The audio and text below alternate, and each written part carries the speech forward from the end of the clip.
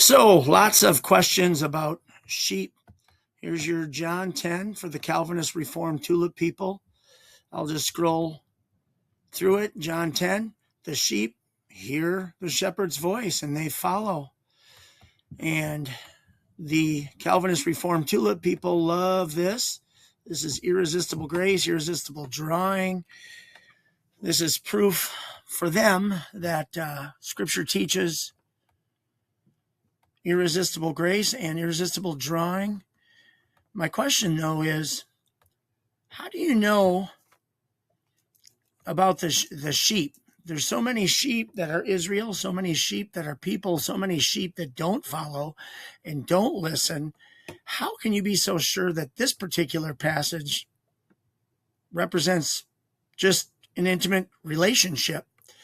Maybe it's a woe against the false believers and the Pharisees and the scribes. What do I mean? Well, here's just a few thoughts for you.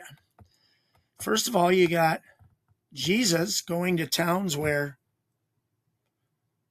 they were all sheep without a shepherd. And if they didn't have a shepherd, most likely, and I'm not 100% sure, but it seems to me that they weren't believers. They weren't followers, but they were sheep. They were sheep of Israel. And Jesus had sadness for them, right? Compassion on them because they didn't have a shepherd.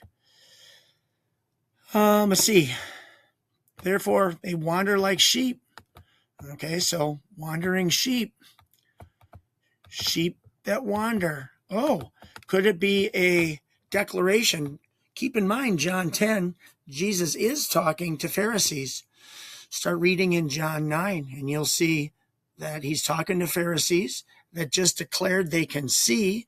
But Jesus said, if you think you can see, now I know that you're blind because you really can't see.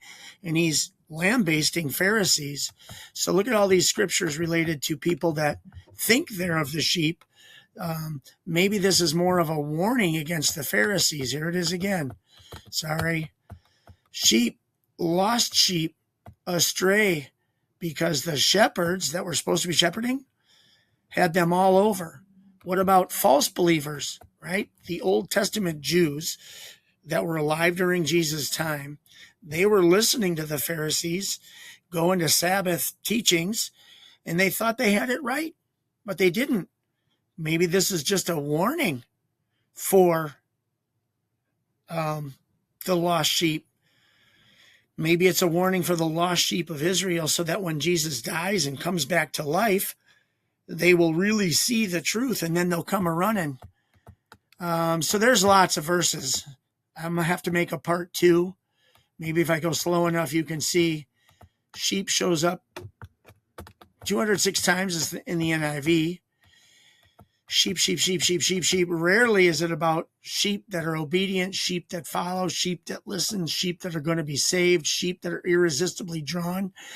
By the way, there's no other picture in the Old Testament about irresistible drawing, referring to sheep that are obedient to the shepherd.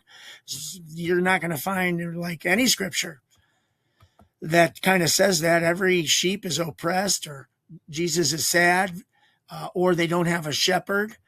And of course, prophecy says that someday Jesus will come to his sheep, or a prophet will come, or somebody important will come. Sheep, sheep, sheep, sheep, sheep, sheep, sheep, sheep, sheep, sheep, sheep, sheep. Okay, head scratchers abound. This is a good thing to finish on. Some of my own words and some internet words. More sheep, more sheep, more sheep.